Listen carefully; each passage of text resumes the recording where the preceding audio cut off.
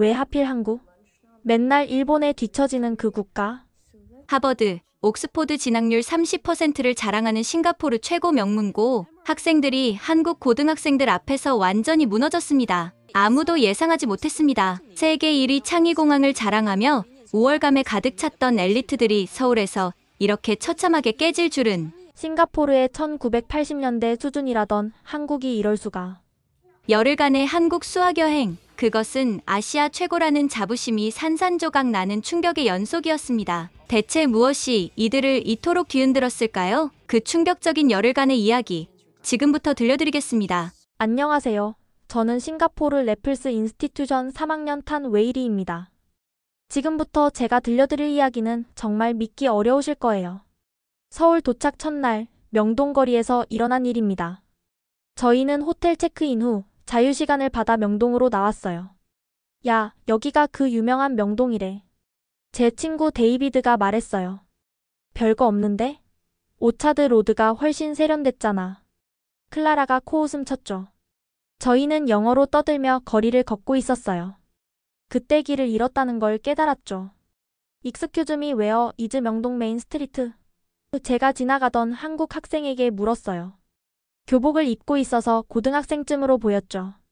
그런데 그 다음 순간 저희는 완전히 얼어붙었습니다. 아, 명동 메인 거리요? 여기서 직진하셔서 두 번째 블록에서 좌회전하시면 돼요. 완벽한 영어였어요.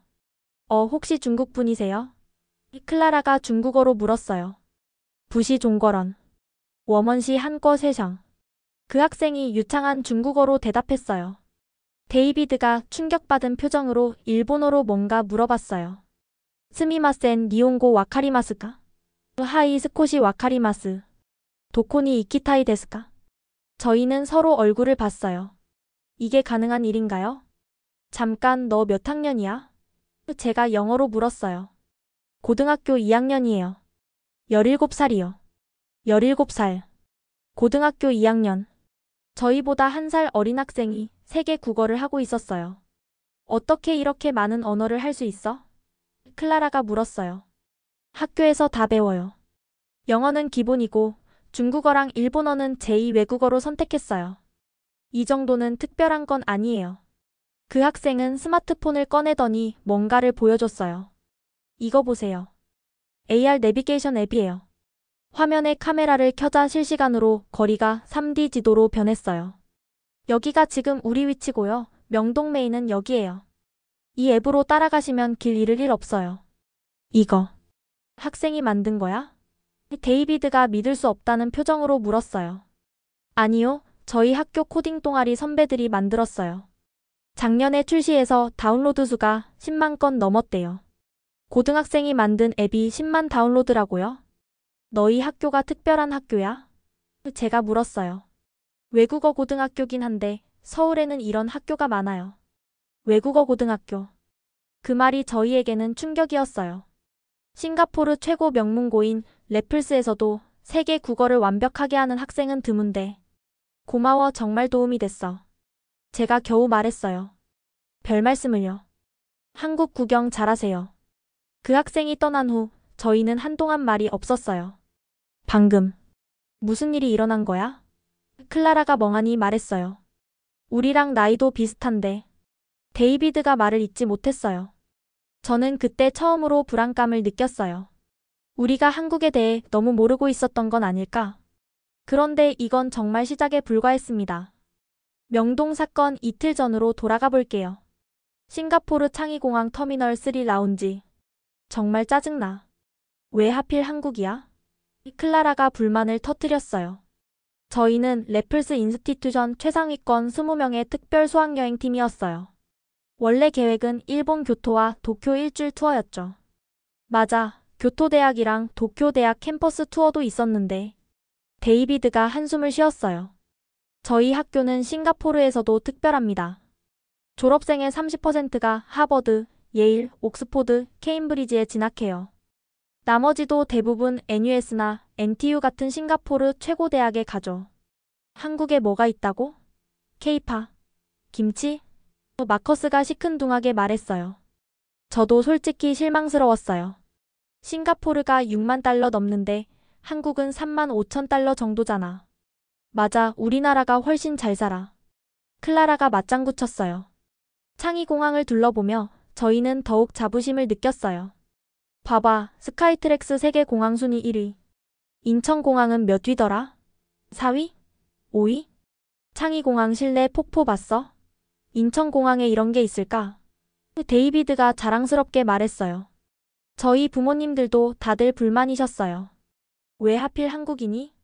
일본이면 뭔가 배울 게 있을 텐데. 아버지는 투자은행 임원이시고 어머니는 정부 고위 공무원이세요. 저희 반 친구들 부모님도 다 비슷해요. 한국은 그냥 싱가포르 1980년대 수준이야. 담임 선생님도 은근히 그런 뉘앙스로 말씀하셨어요. 비행기에 오르면서도 저희는 계속 투덜댔어요. 인스타그램에 뭐라고 올리지? 샵도쿄 샵교토 대신 샵서울이라니. 그래도 면세점은 괜찮겠지? 화장품이나 사가자. 클라라가 말했어요. 비행시간 6시간 30분. 기내식을 먹으며 저희는 한국 관련 자료를 대충 훑어봤어요. 한국 전쟁 1953년 종료. 와, 우리나라가 독립한 1965년보다 늦네. 지금 삼성이 대단하다지만 싱가포르에도 큰 기업들 많잖아. 그래, DBS은행, 싱텔 캐피탈랜드. 우리도 만만치 않아. 한국에 대한 저희의 지식은 그 정도였어요. K-팝, 한국 드라마, 김치, 불고기. 그리고 약간의 경제 성장 스토리. 그래도 뭐 일주일이면 끝이야. 그냥 쇼핑이나 하고 오자. 제가 말했어요. 모두가 고개를 끄덕였어요. 인천공항 도착 안내 방송이 나왔을 때도 저희는 별 기대가 없었어요. 어차피 창의공항보다 못하겠지. 하지만 비행기에서 내리는 순간부터 뭔가 이상한 기운이 느껴지기 시작했어요. 그리고 그 불안한 예감은 곧 현실이 되었습니다. 인천공항에 도착했을 때 처음엔 별로 특별할 게 없어 보였어요. 봐, 그냥 평범한 공항이잖아. 마커스가 어깨를 으쓱했죠. 하지만 입국 심사장으로 가는 길에서부터 뭔가 달랐어요. 웰컴 투 코리아. 하오 니아오 공가포. 천장에 설치된 스피커에서 다국어 안내가 나왔는데 놀랍게도 싱가포르 공용어 4가지가 모두 포함되어 있었어요. 말레이어도 있네? 클라라가 놀랐어요. 슬라맛 다탕크 코리아. 그런데 정말 충격적인 건 그 다음이었어요. 입국 심사대 앞에 도착했는데 줄이 거의 없었어요. 자동 입국 심사대를 이용하실 외국인 분들은 이쪽으로 오세요. 직원이 태블릿을 들고 있었는데 화면에서 실시간으로 통역이 되고 있었어요. 영어, 중국어, 일본어, 심지어 타밀어까지. 퍼스트 타임 인 코리아? 직원이 물었어요. 예스. 제가 대답했죠. 오케이 페이스 레지스트레이션 10 세컨즈. 얼굴을 스캔하는데 정말 10초. 그리고 입국 심사대를 통과하는데 10초. 총 20초 만에 입국이 완료됐어요. 이게 가능해? 데이비드가 믿을 수 없다는 표정이었어요. 창의공항은 자동화 시스템이 잘 되어 있다고 자부했지만 첫 방문 외국인이 20초 만에 통과하는 건 저기 좀 봐. 클라라가 가리킨 곳을 봤어요. 한쪽에서는 로봇이 짐을 운반하고 있었고 안내 데스크에는 홀로그램 직원이 있었어요. 안녕하세요. 무엇을 도와드릴까요? 홀로그램이 완벽한 영어로 말했어요. 마커스가 장난스럽게 중국어로 물어봤어요.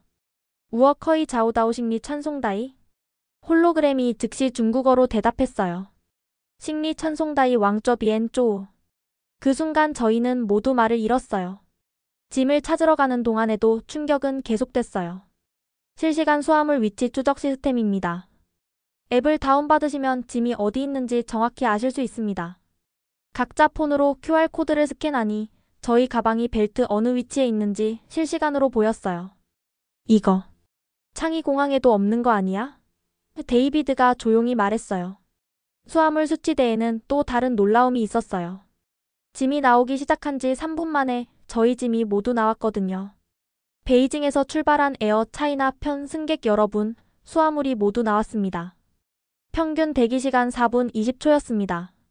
전광판에 각 항공편별 수화물 처리 시간이 실시간으로 표시되고 있었어요. 창의공항은 평균 15분인데 클라라가 작게 중얼거렸어요. 세관을 통과할 때는 더 놀랐어요. 엑스레이 검사대를 지나가는데 가방을 열 필요가 없었거든요. AI 검색 시스템입니다. 의심 물품이 없으면 그냥 통과하세요. 단 한 명도 가방을 열지 않고 통과했어요. 공항 밖으로 나가는 출구에서 저희는 모두 멈춰 섰어요. 우리가 공항에 도착한 지 지금 몇 분이나 됐지? 제가 물었어요. 데이비드가 시계를 봤어요. 25분. 25분. 비행기에서 내려서 입국 심사를 하고 짐을 찾고 세관을 통과해서 공항 밖으로 나오기까지. 창의 공항에서는 보통 1시간. 마커스가 말을 잇지 못했어요. 그때 저희를 마중 나온 가이드가 다가왔어요. 래플스 인스티튜션 학생들이죠? 환영합니다. 완벽한 영어였어요. 참고로 인천공항은 스카이트랙스 평가에서 서비스 부문 1위예요. 창의공항은 전체 1위지만요. 가이드의 말에 저희는 또 놀랐어요. 한국인이 창의공항을 인정하면서도 자신들의 강점을 정확히 알고 있다는 게. 버스를 타고 서울로 향하면서 저희는 5분 동안 아무 말도 하지 못했어요. 그 침묵을 깬 건 클라라였어요. 우리가 한국을 너무 모르고 있었던 거 아니야? 아무도 대답하지 못했어요. 왜냐하면 모두가 같은 생각을 하고 있었거든요. 창의공항이 세계 1위라는 자부심, 그것이 단 25분 만에 흔들리기 시작했으니까요. 인천공항의 충격이 채 가시기도 전에 저희는 서울과학고를 방문하게 되었어요. 한국 최고의 영재학교래. 가이드가 설명했죠. 래플스가 얼마나 대단한지 모르나 봐. 마커스가 여전히 자신감을 보였어요. 래플스 인스티튜션은 단순한 명문고가 아니에요. 싱가포르 총리 3명을 배출했고 노벨상 후보에 오른 동문도 여럿 있죠. 교문에 들어서자마자 뭔가 달랐어요. 이게 고등학교 맞아? 클라라가 놀랐어요. 건물이 대학 연구소 같았거든요. 양자 컴퓨터 연구동, 바이오 융합센터, AI 혁신랩. 고등학교에 양자 컴퓨터가 있다고? 데이비드가 믿을 수 없다는 표정이었어요. 안내를 맡은 학생회장이 저희를 맞았어요. 안녕하세요. 서울과학고 이준호입니다. 나이스 투 밋 유. 제가 영어로 인사했어요. 오, 싱가포르에서 오셨군요. 래플스 인스티튜션이면 정말 명문이시네요. 리콴유 총리님도 나오신 곳 아닌가요? 한국 고등학생이 싱가포르 역사까지 알고 있다니. 우리 학교도 둘러보시면서 서로 배울 점을 찾았으면 좋겠어요. 이준호 학생이 저희를 인공지능 연구실로 안내했어요. 문을 열자 저희는 또 한 번 충격을 받았어요. 고등학생들이 뭔가 복잡한 코드를 짜고 있었는데 이게 뭐예요? 제가 물었어요. 의료진단 AI예요. 엑스레이 사진을 분석해서 폐암 초기 단계를 찾아내는 프로그램이에요. 고등학생이 의료 AI를? 클라라가 말을 더듬었어요. 네, 작년에 이 프로젝트로 국제과학올림피아드에서 금메달 받았어요. 지금은 실제 병원에서 테스트 중이에요. 그때 한 여학생이 다가왔어요. 준호야, 논문 검토 끝났어? 응, 방금 피드백 받았어. 교수님이 좋다고 하시더라. 논문이요? 데이비드가 물었어요. 네, 저희가 연구한 결과를 정리해서 국제학술지에 투고할 예정이에요. 지도 교수님이 많이 도와주세요. 고등학생이 국제학술지에 논문 투고. 저희 래플스에서도 최상위권 학생들이 대학 들어가서나 시도하는 일인데. 다음은 물리 실험실이었어요. 학생들이 뭔가 복잡한 장치를 만들고 있었어요. 이건 뭐예요?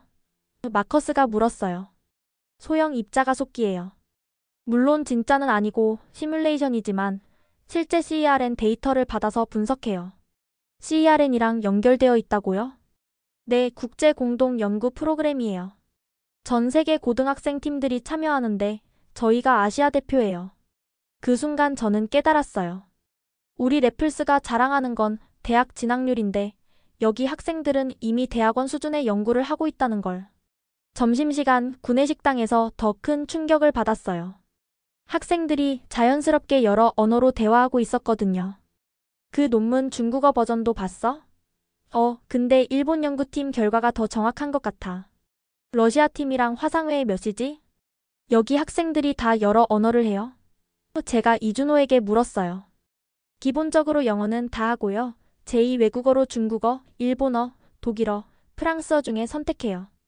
과학 논문은 여러 언어로 나오니까요. 오후에는 창업 동아리를 방문했어요. 저희가 만든 앱이에요. 한 학생이 스마트폰을 보여줬어요. 이게 뭐 하는 앱이에요? 시각장애인용 내비게이션이에요. 카메라로 앞을 스캔하면서 장애물이나 신호등을 음성으로 알려줘요. 이미 사용자가 10,000명 넘었어요. 내년에 정식 법인 설립할 예정이에요. 고등학생이 10,000명의 사용자를 가진 앱을 운영하고 법인 설립을 준비한다고요? 투자도 받았어요? 데이비드가 물었어요. 네, 벤처캐피털에서 5천만 원 투자 확정됐어요. 졸업하면 바로 사업 시작할 거예요. 마지막으로 진학 상담실을 들렀어요. 벽에 합격 현황이 붙어 있었는데 MIT 8명, 하버드 5명, 스탠퍼드 6명, 칼텍 4명. 작년 졸업생이 몇 명이었죠? 클라라가 물었어요. 120명이요. 계산해보니 거의 20%가 미국 최상위 대학에 진학한 거였어요. 나머지는요? 카이스트, 서울대 의대, 포항공대 같은 국내 최고 대학이나 옥스브리지, 도쿄대 같은 해외 명문대요. 래플스와 비슷한 수준의 진학률. 하지만 결정적인 차이가 있었어요. 근데 왜 다들 창업 준비를 하는 거예요? 좋은 대학 가서 좋은 직장 가는 게 목표 아니에요?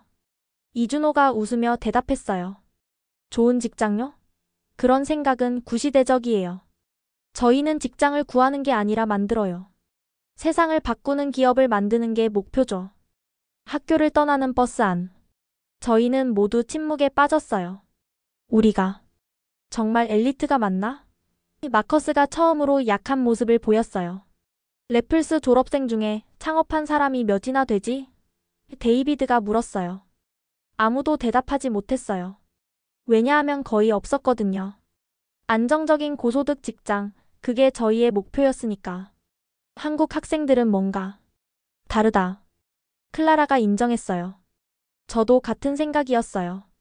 단순히 공부를 잘하는 게 아니라 세상을 바꾸려는 열정과 실행력. 그게 진짜 엘리트 아닐까요?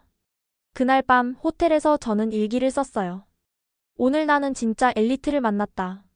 학벌이 아닌 비전으로, 성적이 아닌 열정으로 빛나는 사람들을. 우리의 자부심이 또 한 번 무너진 날이었습니다. 오늘은 삼성전자 미래기술연구소를 방문합니다. 가이드의 말에 저희는 조금 기대가 되었어요. 그래도 삼성은 우리도 아니까 뭔가 친숙하겠지? 데이비드가 말했어요. 싱가포르에서도 삼성 제품을 많이 쓰거든요. 하지만 저희가 아는 삼성은 빙산의 일각에 불과했습니다. 수원에 있는 연구소에 도착했을 때 그 규모에 먼저 압도당했어요. 여기가 다 연구소예요? 클라라가 놀랐어요. 이 건물 5개가 미래기술연구소예요. 연구원만 5,000명이 넘습니다. 5,000명의 연구원. 싱가포르 전체 연구 인력의 상당 부분에 해당하는 숫자였어요.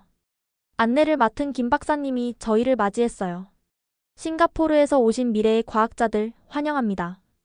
첫 번째로 들어간 곳은 차세대 통신 연구실. 지금 보시는 게 차세대 통신 프로토타입입니다. 거대한 안테나와 복잡한 장비들이 가득했어요. 오지가 뭐가 다른 거예요? 마커스가 물었어요. 싱가포르도 곧 오지 도입하잖아요. 김 박사님이 웃으며 설명했어요. 오지 다음 세대를 연구하고 있어요. 속도는 10배 이상 빠르고 지연 시간은 거의 제로에 가깝죠. 벌써 다음 세대를? 제가 놀라서 되물었어요. 미래는 준비하는 자의 것이니까요. 남들이 현재에 만족할 때 우리는 미래를 준비해야죠. 다음은 양자 컴퓨터 연구실. 이게 진짜 양자 컴퓨터예요? 클라라가 믿을 수 없다는 표정이었어요. 거대한 원통형 기계가 영하 273도로 냉각되고 있었어요. 128큐비트 양자 컴퓨터예요. 아직 실험 단계지만 특정 연산에서는 슈퍼컴퓨터보다 빠릅니다.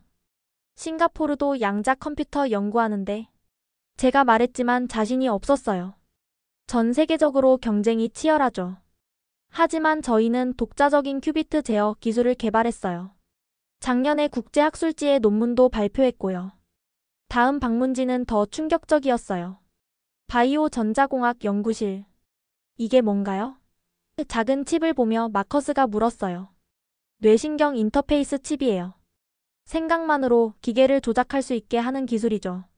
일론 머스크의 뉴럴링크 같은 거요? 비슷하지만 저희가 더 앞서 있어요. 동물 실험에서 이미 성공했고 단계적으로 임상 준비 중입니다. 연구원 한 분이 시연을 보여주셨어요. 원숭이가 생각만으로 로봇팔을 움직여 바나나를 집어먹는 영상이었어요. 말도 안 돼. 데이비드가 중얼거렸어요. 점심은 구내식당에서 먹었는데 여기서도 놀라운 경험을 했어요. 오늘 메뉴는 AI가 추천해드립니다. 스크린에 제 얼굴을 비추자 메뉴가 떴어요. 탄웨이리님, 오늘은 비타민C가 풍부한 김치찌개를 추천드립니다. 어제 운동량이 적으셔서 저칼로리 현미밥과 함께 드시면 좋겠네요. 어떻게 제 이름이랑 운동량을? 아, 입구에서 등록하셨잖아요. 웨어러블 기기 데이터를 동의하에 연동하면 건강맞춤 식단을 제공합니다. 오후에는 미래 자동차 연구소로 이동했어요. 2035년의 자동차는 어떤 모습일까요? 김 박사님이 물었어요. 전기차? 자율주행? 클라라가 대답했어요. 그건 이미 현재죠. 저희는 하늘을 나는 자동차를 연구합니다. 경납고 같은 곳에 들어가니 정말로 자동차의 날개가 달린 프로토타입이 있었어요. 도심항공 모빌리티 UAM이라고 해요. 미래엔 서울에서 부산까지 30분이면 갈 수 있을 거예요. 정말로 상용화가 가능해요? 마커스가 의심스럽게 물었어요. 이미 시험 비행 성공했어요. 법규가 정비되면 단계적으로 상용화 가능합니다. 싱가포르 정부와도 협의 중이에요. 싱가포르와 협의 중이라는 말에 저희는 서로를 봤어요. 우리나라가 한국의 기술을 도입하는 입장이 된 거구나. 마지막으로 인공지능 통합연구센터. 지금 보시는 건 차세대 AI예요. 단순한 챗봇이 아니라 진짜 사고하는 인공지능을 만들고 있습니다. 화면에서 AI가 복잡한 수학 문제를 풀고 있었어요. 그런데 단순히 답만 내는 게 아니라 풀이 과정을 설명하며 다른 방법도 제시했어요. 이 AI의 특별한 점은 창의성이 있다는 거예요. 새로운 해법을 스스로 발견할 수 있죠. 그럼 인간 수학자가 필요 없어지는 건가요? 데이비드가 걱정스럽게 물었어요. 아니에요. 인간과 AI가 협력하면 더 위대한 발견을 할 수 있어요. AI는 도구일 뿐 그것을 쓰는 건 인간이니까요. 연구소를 나오면서 김 박사님이 말씀하셨어요.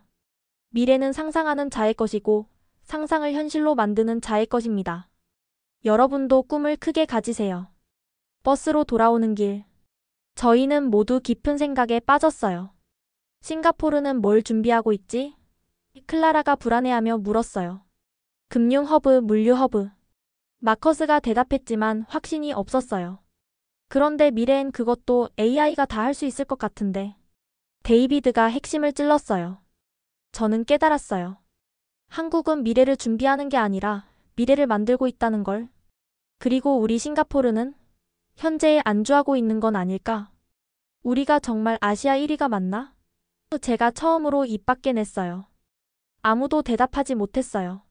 그날 밤 저는 부모님께 전화를 걸었어요. 아빠, 한국이 생각했던 것과 너무 달라요. 미래 기술이 정말 놀라워요.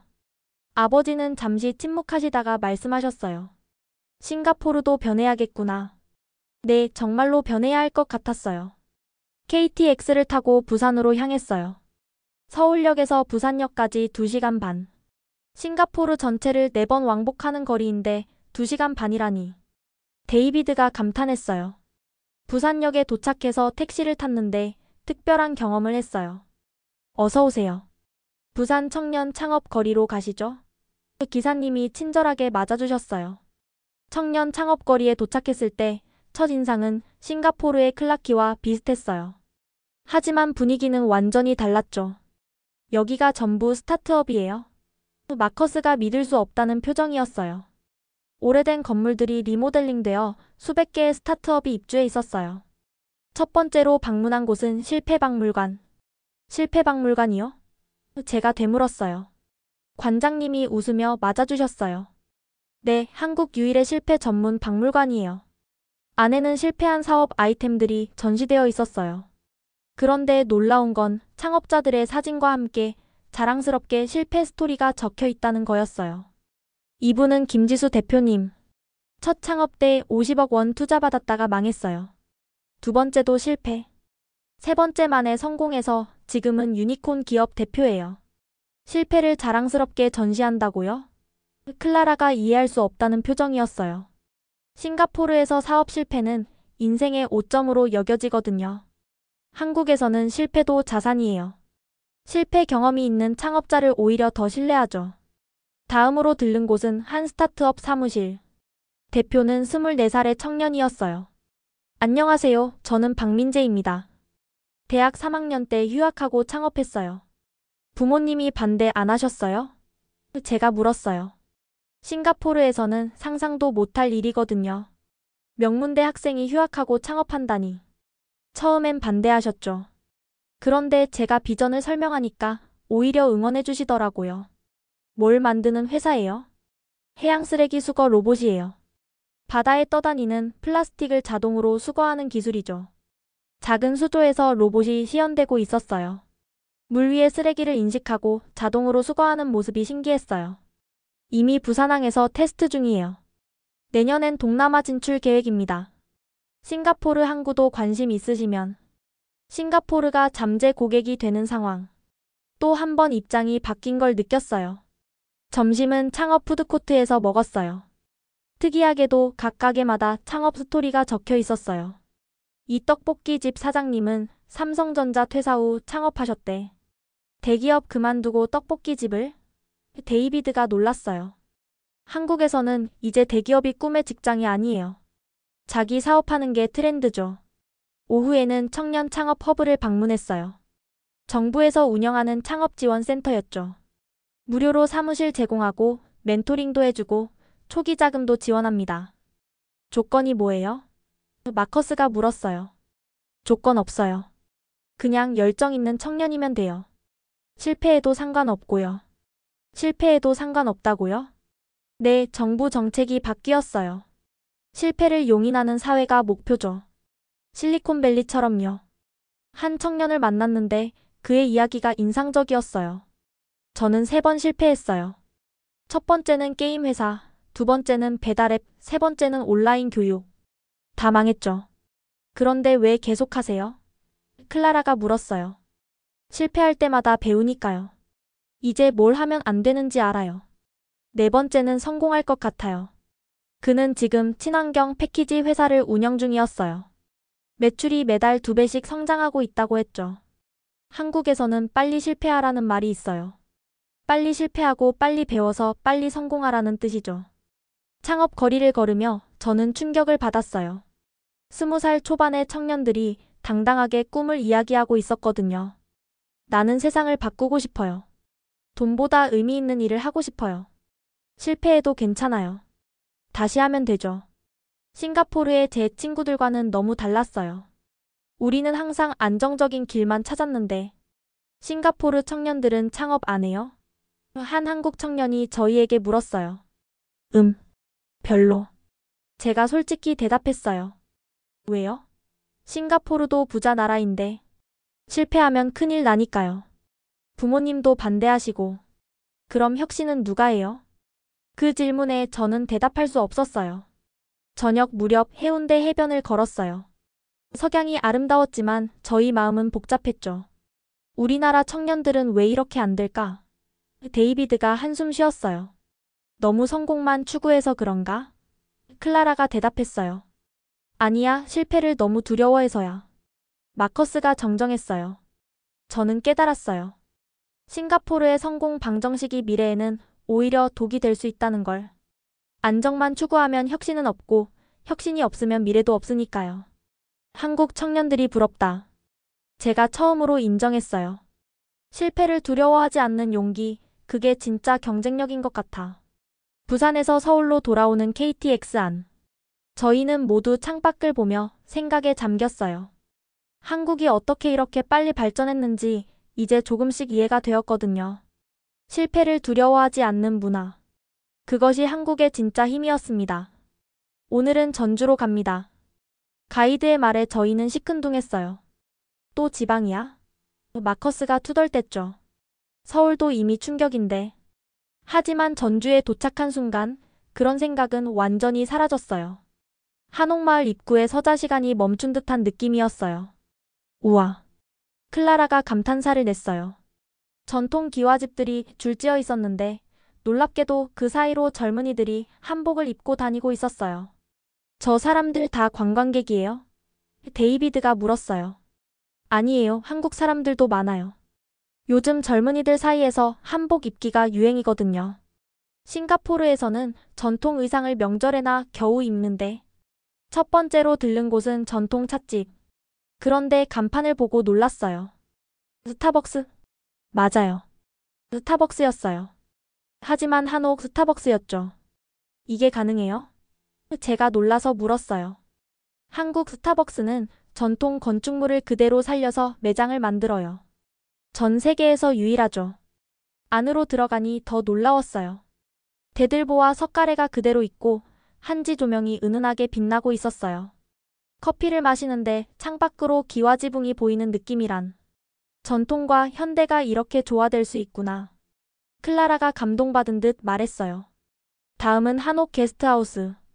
이 한옥은 300년 된 건물이에요. 하지만 내부는 완전히 현대식으로 리모델링했죠. 온돌은 그대로지만 에어컨도 있고 전통 창호지 뒤로 이중창이 있었어요. 와이파이도 되고 스마트 홈 시스템도 있어요.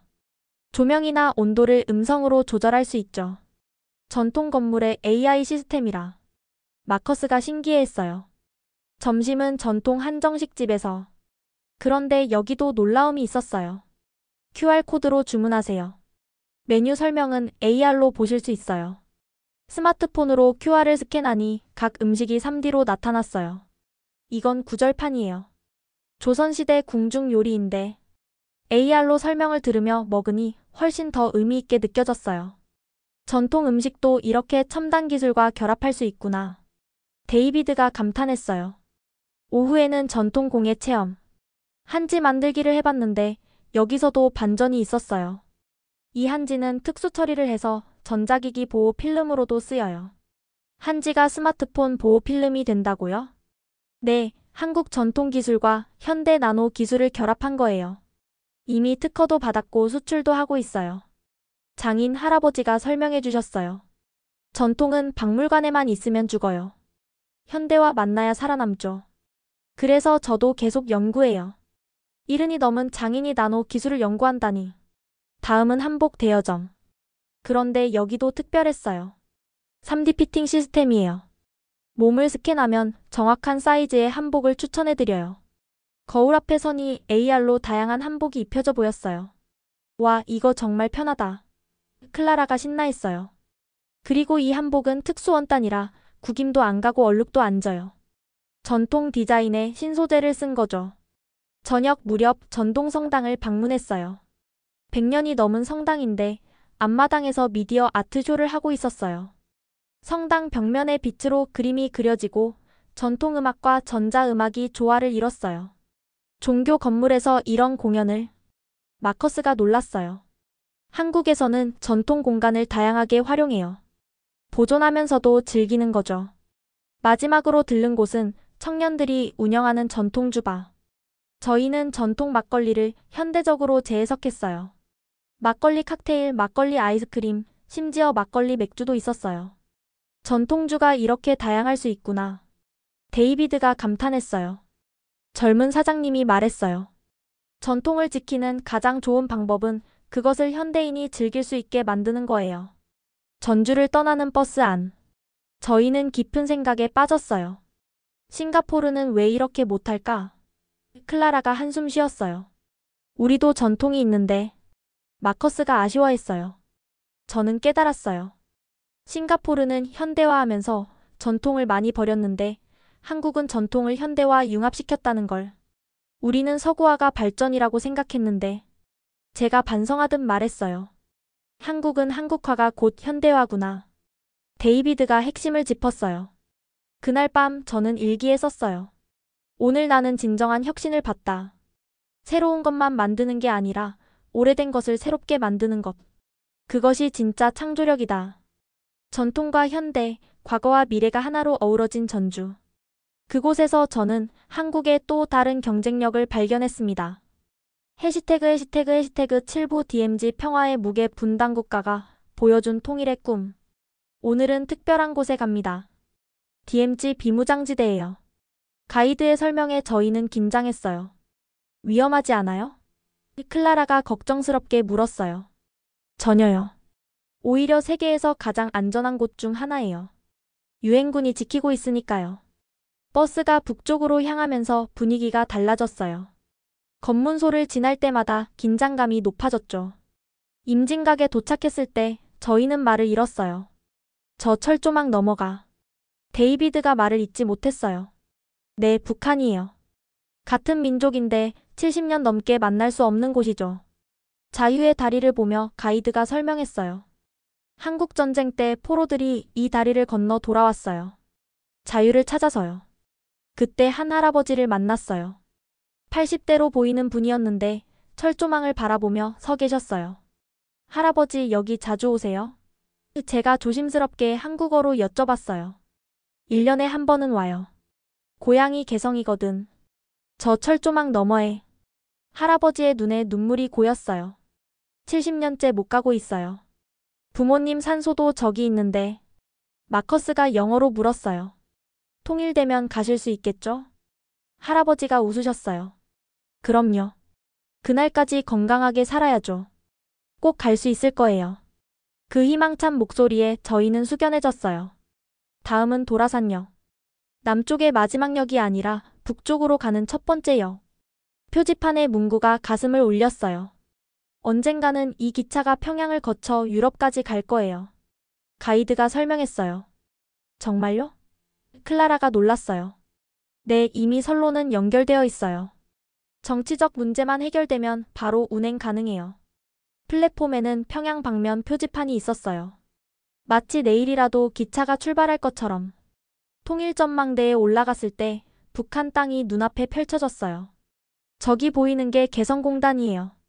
한때 한국 기업들과 북한 노동자들이 함께 일했던 곳이죠. 함께 일했다고요? 제가 놀랐어요. 네, 5만 명이 넘게 일했어요. 작은 통일이었죠. 망원경으로 북한 마을을 보니 평범한 집들과 논밭이 보였어요. 똑같은 사람들이 살고 있네요. 데이비드가 중얼거렸어요. 점심은 통일촌에서 먹었어요. DMZ 안에 있는 마을이에요. 여기 쌀은 DMZ 청정 지역에서 나요. 70년간 농약을 안 써서 완전 유기농이죠. 식당 사장님이 자랑스럽게 말씀하셨어요. 분단의 아픔이 역설적으로 자연을 보존했네요. 오후에는 특별한 강연이 있었어요. 탈북 청년 김민수 씨의 이야기였죠. 저는 5년 전에 남한에 왔어요. 처음엔 정말 힘들었어요. 같은 말을 쓰는데도 다른 나라 같았거든요. 지금은 어떠세요? 마커스가 물었어요. 지금은 대학교 다니고 있어요. 컴퓨터공학 전공하고 있죠. 졸업하면 통일 후를 대비한 IT 회사를 차리고 싶어요. 통일이 될 거라고 믿으세요? 클라라가 물었어요. 당연하죠. 독일도 했는데 우리가 못할 이유가 없어요. 저 같은 탈북민들이 다리 역할을 할 거예요. 그의 확신에 찬 목소리가 인상적이었어요. 김민수 씨가 더 놀라운 얘기를 했어요. 북한에도 한류 팬이 엄청 많아요. 몰래 한국 드라마 보고 K-팝 듣고 있죠. 정말요? 어떻게요? USB로 몰래 돌려봐요. 제가 북한에 있을 때도 태양의 후예 봤어요. 문화의 힘이 철조망도 넘는다는 걸 실감할 수 있었어요. 마지막으로 평화공원을 방문했어요. 전 세계에서 보낸 평화의 메시지들이 전시되어 있었죠. 그런데 한 전시물 앞에서 멈춰 섰어요. 2030년 통일 한국의 모습. 미래 상상도가 그려져 있었는데 서울에서 평양까지 하이퍼루프로 30분, 통일 한국이 세계 5위 경제 대국. 꿈 같은 얘기네. 제가 말했어요. 그런데 가이드가 진지하게 말했어요. 한국은 분단 상태에서도 이만큼 발전했어요. 통일되면 어떻게 될까요? 그 말에 저희는 생각에 빠졌어요. 북한의 자원과 남한의 기술이 만나면, 대륙으로 연결되는 물류 루트가 열리면 엄청날 것 같은데 데이비드가 인정했어요. 돌아오는 길에 버스 안은 조용했어요. 모두가 깊은 생각에 빠져 있었죠. 싱가포르는 운이 좋은 것 같아. 클라라가 갑자기 말했어요. 왜? 분단의 아픔이 없잖아. 평화롭게 발전할 수 있었고. 마커스가 덧붙였어요. 그런데 한국은 이런 상황에서도 우리보다 더 발전했어. 저는 깨달았어요. 역경이 오히려 더 강하게 만든다는 걸. 아픔이 있기에 평화의 소중함을 안다는 걸. 한국인들의 통일 의지가 대단하다. 제가 감탄했어요. 포기하지 않는 게 놀라워. 데이비드도 동의했어요. 그날 밤 호텔에서 뉴스를 봤어요. 남북 이산가족 화상 상봉 소식이었죠. 화면 속 할머니가 북한에 있는 아들을 보며 우는 모습에 저도 모르게 눈물이 났어요. 한국이 왜 이렇게 강한지, 왜 이렇게 빨리 발전했는지 이제야 알 것 같았어요. 아픔을 딛고 일어서는 힘, 희망을 포기하지 않는 정신. 그것이 한국의 진짜 저력이었습니다. 오늘은 특별한 일정이 있습니다. 가이드가 신나는 목소리로 말했어요. 서울대학교에서 열리는 아시아 청년 리더십 포럼에 여러분이 초청받았어요. 우리가요? 마커스가 놀랐어요. 네, 싱가포르 대표로 참석하시면 돼요. 한중일 대학생들과 토론할 예정이에요. 서울대 교정에 들어서니 캠퍼스 규모에 먼저 놀랐어요. 이게 다 대학교예요? 클라라가 감탄했어요. 산 하나가 캠퍼스네. 데이비드가 덧붙였어요. NUS도 크긴 하지만 이 정도 자연 속 캠퍼스는 아니거든요. 포럼 장소인 국제관에 도착하니 이미 많은 학생들이 모여 있었어요. 한국, 중국, 일본, 대만, 홍콩. 아시아 각국의 청년들이었죠. 웰컴 싱가포르 프렌즈. 한 한국 학생이 반갑게 맞아줬어요. 저는 이소영이에요. 오늘 진행을 맡았어요. 회의장에 들어가니 동시통역 시스템이 갖춰져 있었어요. 각자 편한 언어로 말씀하세요. 6개 언어 동시통역이 됩니다. 첫 번째 주제는 아시아의 미래, 경쟁인가 협력인가? 중국 학생이 먼저 발언했어요. 아시아 국가들이 너무 경쟁만 해요. 서로 협력하면 더 강해질 텐데. 일본 학생이 반박했어요. 경쟁이 발전의 원동력 아닌가요? 한국이 일본 따라잡으려고 노력해서 발전한 것처럼. 그때 한국 학생이 손을 들었어요. 저는 다르게 생각해요. 이제는 누가 1등이냐가 중요한 게 아니라 함께 어떻게 성장하냐가 중요해요. 저도 용기를 내서 발언했어요. 싱가포르는 작은 나라라서 협력 없이는 생존할 수 없어요. 하지만 협력이 쉽지 않죠. 이소영이 질문을 던졌어요. 그럼 어떻게 협력할 수 있을까요? 열띤 토론이 시작됐어요. 청년 교류를 늘려야 해요. 공동 연구 프로젝트를 해야 해요. 문화 교류가 먼저예요. 두 번째 주제는 더 무거웠어요. 기후변화와 아시아의 책임.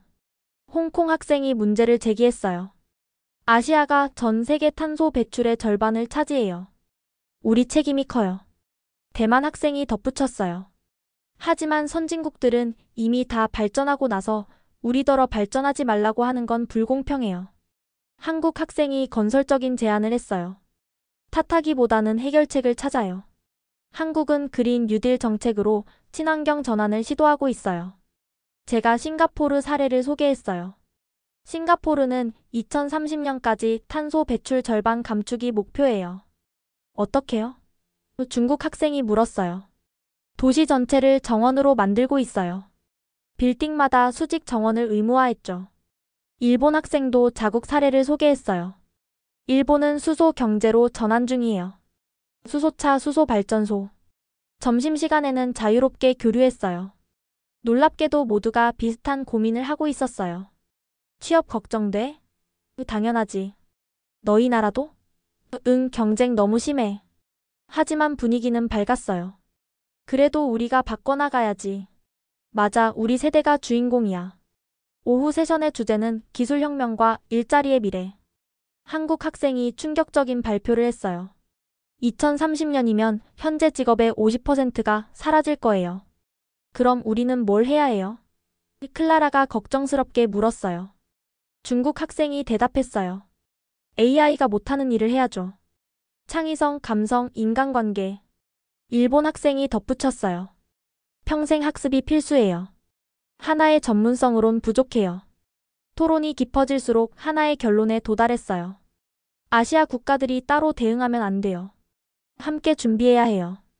마지막 세션은 가장 인상적이었어요. 아시아 청년 공동 프로젝트 제안. 각국 학생들이 아이디어를 냈어요.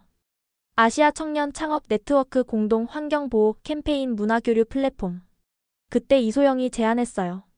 이걸 실제로 해보면 어때요? 오늘 여기 모인 우리가 시작하는 거예요. 모두가 열광했어요. 즉석에서 위챗, 라인, 카톡, 왓츠앱 그룹을 만들고 연락처를 교환했어요. 첫 프로젝트는 뭐로 할까요? 환경보호 공동 캠페인은 어때요? 좋아요. 각국에서 동시에 플라스틱 줄이기 운동을 해요. 저도 제안했어요. 싱가포르에서 먼저 시작할게요. 그린플랜 2030과 연계해서. 포럼이 끝날 때쯤 뭔가 새로운 게 시작된 느낌이었어요. 이소영이 마무리 발언을 했어요. 오늘 우리가 증명했어요. 아시아 청년들이 함께하면 세계를 바꿀 수 있다는 걸. 포럼 후 뒤풀이 자리. 치킨을 함께 먹으며 더 친해졌어요. 한국 치킨 정말 맛있다. 또 중국 학생이 감탄했어요. 이것도 문화 교류지. 일본 학생이 웃으며 말했어요. 진지한 얘기도 나눴어요. 우리 부모 세대는 서로 경쟁했지만 우리는 협력하자. 아시아의 색이라고 하는데 그건 우리가 만드는 거야. 클라라가 제게 속삭였어요. 오늘 정말 의미 있었어. 맞아요. 정말 의미 있었어요. 싱가포르로 돌아가면 제가 먼저 시작하고 싶었어요. 아시아 청년연대. 경쟁이 아닌 협력. 함께 만드는 미래. 호텔로 돌아오는 길 마커스가 말했어요. 한국이 왜 발전했는지 알 것 같아. 열린 마음으로 협력하니까. 데이비드도 동의했어요. 우리도 변해야겠어. 그날 밤 저는 오늘 만난 친구들과 메시지를 주고받았어요. 다음 달에 온라인 미팅하자. 환경 캠페인 구체적으로 계획하자. 함께 만드는 아시아. 설레는 마음에 잠들 수 없었어요. 오늘 저는 미래를 봤으니까요. 한국에서의 마지막 밤. 저희는 인사동의 한 전통 찻집에 모였어요. 벌써 내일 떠난다니. 클라라가 아쉬워했어요. 창밖으로 인사동 거리가 보였어요. 전통과 현대가 조화된 풍경이 이제는 낯설지 않았죠. 열흘 전이랑 완전 다른 사람들이 된 것 같아. 데이비드가 차를 홀짝이며 말했어요. 마커스가 웃으며 덧붙였어요. 그때는 한국을 완전 무시했는데 저희는 서로를 보며 쓴웃음을 지었어요. 부끄럽지만 인정할 수밖에 없는 사실이었죠. 우리가 뭘 놓치고 있었을까? 제가 진지하게 물었어요. 클라라가 먼저 대답했어요. 겸손함? 우리는 너무 자만했어. 싱가포르가 잘 사니까 다른 나라를 무시했지. 마커스가 반성했어요. 데이비드가 깊은 생각에 빠져 말했어요. 우리는 현재에 안주했는데 한국은 미래를 준비하고 있었어. 맞아요. 그게 가장 큰 차이였어요. GDP나 1인당 소득 같은 숫자만 봤던 게 문제야. 제가 깨달음을 공유했어요. 진짜 중요한 건 못 봤어. 사람들의 열정, 도전 정신, 미래에 대한 비전. 찻집 주인 할머니가 대추차를 더 가져다 주셨어요. 학생들 한국 구경 잘했어요? 할머니가 친절하게 물으셨어요. 네, 정말 많이 배웠어요. 클라라가 공손히 대답했어요. 할머니가 웃으며 말씀하셨어요. 한국도 예전엔 가난했어요. 하지만 포기하지 않았죠. 여러분 나라도 대단해요. 서로 배우면 더 좋겠죠? 할머니의 따뜻한 말씀에 마음이 뭉클해졌어요. 할머니가 나가신 후 우리는 더 솔직한 대화를 나눴어요. 사실 래플스 다닌다고 얼마나 우쭐했는지 몰라. 마커스가 고백했어요. 맞아. 하버드, 옥스포드 간다고 세상 다 가진 줄 알았지. 데이비드도 인정했어요. 클라라가 한숨을 쉬었어요. 그런데 한국 학생들은 대학이 목표가 아니더라. 세상을 바꾸는 게 목표였지. 제가 덧붙였어요. 우리는 또 다른 깨달음을 공유했어요. 싱가포르 교육의 문제가 뭔지 알겠어. 마커스가 말했어요. 뭔데? 성공의 기준이 너무 획일적이야. 좋은 대학, 좋은 직장, 높은 연봉. 클라라가 동의했어요. 맞아. 실패하면 안 되고 안정적인 길만 가야 하고. 그래서 창의성이 죽는 거야. 데이비드가 결론 지었어요. 저는 한국에서 만난 사람들을 떠올렸어요. 한국 사람들은 달랐어. 실패를 두려워하지 않고 계속 도전하고. 그리고 꿈이 컸어. 클라라가 덧붙였어요. 작은 나라 콤플렉스가 없더라. 마커스가 인상적이었다고 했어요. 그때 데이비드가 중요한 걸 짚었어요. 우리가 정말 바뀔 수 있을까? 잠시 침묵이 흘렀어요. 바뀌어야지. 제가 단호하게 말했어요. 안 바뀌면 도태될 거야. 어떻게 바꿀 건데? 클라라가 현실적으로 물었어요. 우리는 구체적인 계획을 세웠어요. 일단 학교로 돌아가면 토론 클럽을 만들자. 제가 제안했어요. 주제는? 마커스가 물었어요. 싱가포르의 미래 단순히 성적 경쟁이 아니라 진짜 미래를 고민하는 거야. 데이비드가 덧붙였어요. 창업 동아리도 만들자. 한국처럼 고등학생도 창업할 수 있다는 걸 보여주자. 클라라가 좋은 아이디어를 냈어요. 한국 친구들과 계속 교류하자. 온라인으로라도. 그리고 부모님들께도 얘기해야 해. 마커스가 말했어요. 우리 세대가 바뀌어야 싱가포르도 바뀐다. 밤이 깊어갈수록 우리의 다짐은 더 확고해졌어요. 솔직히 처음엔 억울했어. 제가 속마음을 털어놨어요. 싱가포르가 더 잘 사는데 왜 한국한테 충격받아야 하나 싶었어. 근데 이제는 고마워. 클라라가 말했어요. 우리 눈을 뜨게 해줬으니까. 마커스가 결심한 듯 말했어요. 래플스 졸업하고 한국 대학에 교환학생 가고 싶어. 나도. 데이비드가 동의했어요. 더 배우고 싶어. 한국의 도전 정신을. 찻집을 나와 인사동 거리를 걸었어요. 거리에 악사가 가야금을 연주하고 있었고 젊은이들이 즐겁게 거리를 걷고 있었어요. 이런 거 싱가포르도 할 수 있을까? 클라라가 물었어요. 우리 전통을 현대적으로 재해석하는 거 말이야. 해야지. 제가 대답했어요. 우리도 충분히 할 수 있어. 마지막으로 들른 곳은 24시간 북카페였어요. 와, 새벽 2시인데도 사람들이 책을 읽고 있어. 데이비드가 놀랐어요. 한 청년이 노트북으로 뭔가 열심히 쓰고 있었고 다른 테이블에서는 스터디 그룹이 토론하고 있었어요. 이런 열정. 마커스가 감탄했어요. 우리도 커피를 시켜놓고 앉아서 더 이야기했어요. 한국 여행이 끝나도 이건 시작이야. 제가 말했어요. 맞아. 우리가 배운 걸 싱가포르에 전파하자. 클라라가 동의했어요. 새벽 3시가 되어서야 호텔로 돌아왔어요. 방에 들어가기 전 복도에서 마지막 인사를 나눴어요. 내일 공항에서 울 것 같아. 클라라가 말했어요. 울어도 돼. 나도 울 거야. 제가 웃으며 대답했어요. 그날 밤 잠들기 전 창밖을 바라봤어요. 서울의 야경이 반짝이고 있었어요. 열흘 전과 같은 풍경인데 이제는 완전히 다르게 보였어요. 희망이 보였고 미래가 보였고 우리가 배워야 할 것들이 보였어요. 고마워 한국아. 저는 마음속으로 인사했어요. 너희가 우리를 깨워줘서. 떠나는 날 아침. 짐을 싸면서 마음이 복잡했어요. 뭔가 꿈 같아. 클라라가 한숨 쉬었어요. 싱가포르로 돌아가면 이 모든 게 현실이 아닌 것처럼 느껴질까봐. 데이비드가 걱정했어요.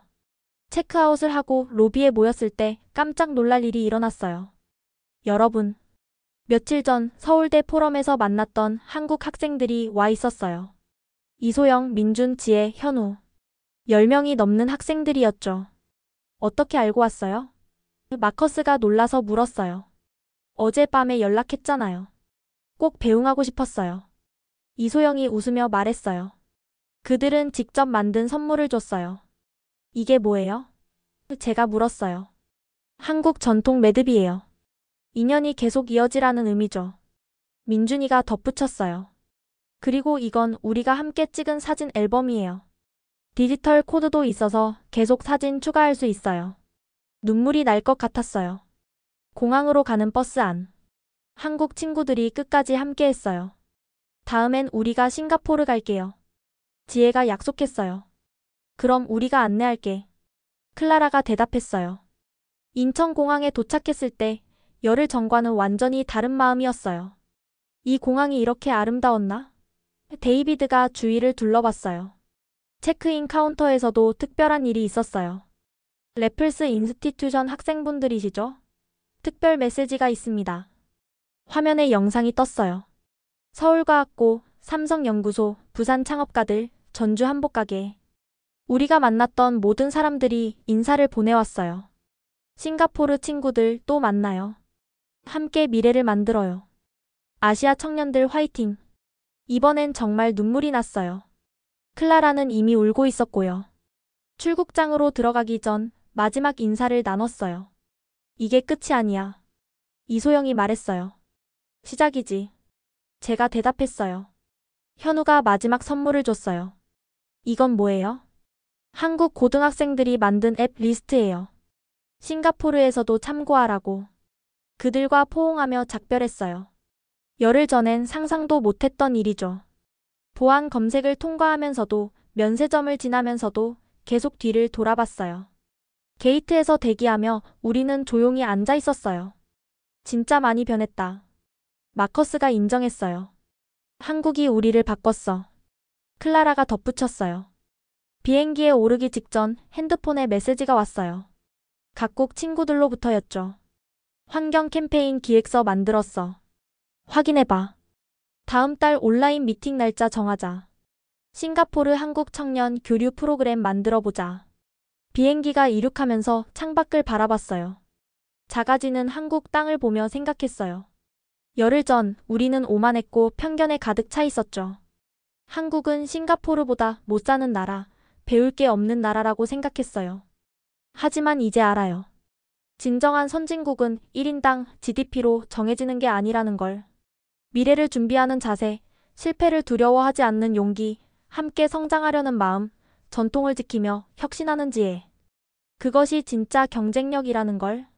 싱가포르로 돌아가면 뭐부터 할 거야? 데이비드가 물었어요. 일단 학교에서 발표하자. 제가 제안했어요. 한국에서 배운 것들을. 그리고 우리가 어떻게 변해야 하는지를. 클라라가 덧붙였어요. 부모님께도 얘기해야 해. 성공의 기준이 바뀌어야 한다고. 마커스가 결심한 듯 말했어요. 난 창업 준비할 거야. 대학은 그 다음이야. 6시간 반의 비행시간 동안 우리는 계속 계획을 세웠어요.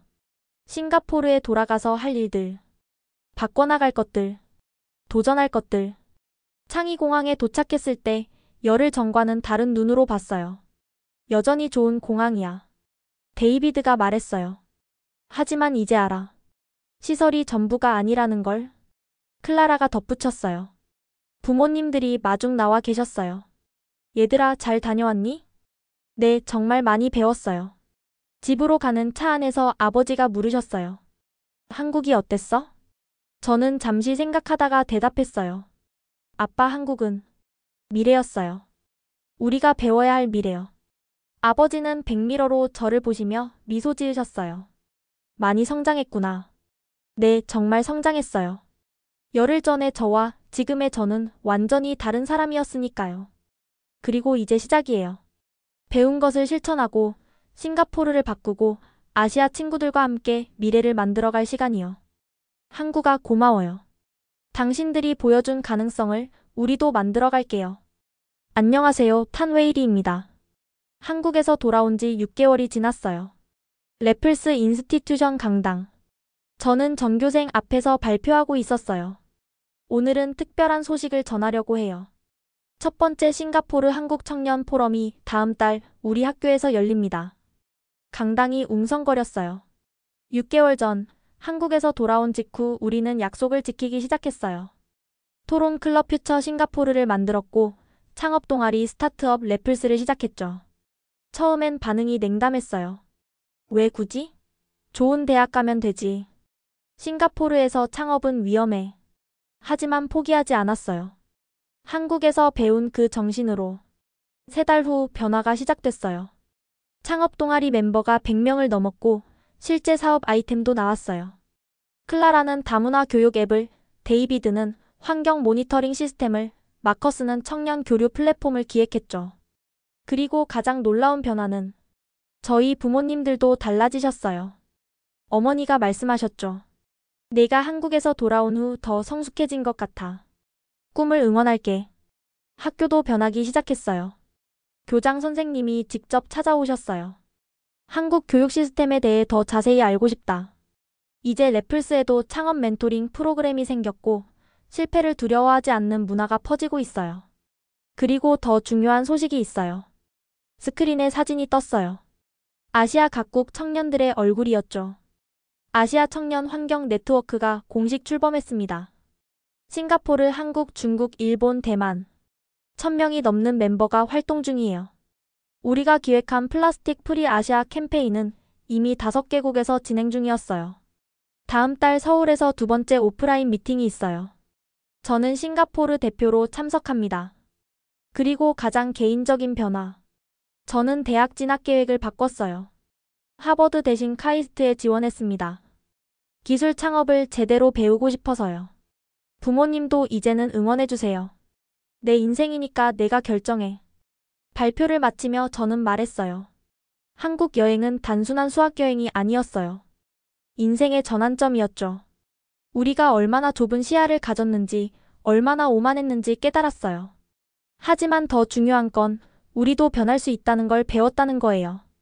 싱가포르의 미래는 좋은 대학 순위가 아니라 도전하는 청년들이 만들 거예요. 실패를 두려워하지 않고 세계와 협력하며 미래를 만들어가는 청년들이요. 강당에 박수가 터졌어요. 1학년 후배가 찾아왔어요. 선배, 저도 한국 가보고 싶어요. 꼭 가봐. 인생이 바뀔 거야. 핸드폰이 울렸어요. 이소영이에서 온 메시지였죠. 왜 이리? 다음 달에 싱가포르에서 만나니까 신난다. 우리가 기획한 프로젝트들 잘 진행되고 있어? 응. 너희는 어때? 한국도 많이 변하고 있어. 싱가포르에서 배운 체계적인 시스템을 도입하고 있어. 우리도 너희한테 배울 게 많아. 그래요, 이게 진정한 교류죠. 서로 배우고 함께 성장하는 것. 창밖을 보니 싱가포르의 스카이라인이 보여요. 여전히 아름답고 번영한 도시죠. 하지만 이제 저는 알아요. 진정한 번영은 건물의 높이가 아니라 사람들의 꿈의 크기에 있다는 걸. 한국이 가르쳐준 교훈을 우리도 실천하고 있어요. 미래를 두려워하지 않고 함께 만들어가는 것. 그것이 진정한 아시아의 미래예요. 지금까지 싱가포르 명문고 학생들의 한국 수학여행 이야기 어떠셨나요? 아시아 넘버원이라는 자부심으로 가득했던 엘리트들이 한국에서 완전히 새로운 세계를 발견하고 변화하는 과정. 때로는 우리도 모르게 가진 편견과 오만함이 진정한 성장을 가로막을 수 있습니다. 하지만 열린 마음으로 배우려 할 때 우리는 더 큰 가능성을 발견할 수 있죠. 경쟁이 아닌 협력으로, 오만이 아닌 겸손으로, 현재가 아닌 미래를 바라볼 때 진정한 발전이 시작됩니다. 여러분도 새로운 도전을 시작하고 계신가요? 댓글로 여러분의 이야기를 들려주세요. 다음에도 더 감동적인 이야기로 찾아뵙겠습니다. 구독과 좋아요 부탁드려요. 지금까지 원더풀 해외사연이었습니다. 감사합니다.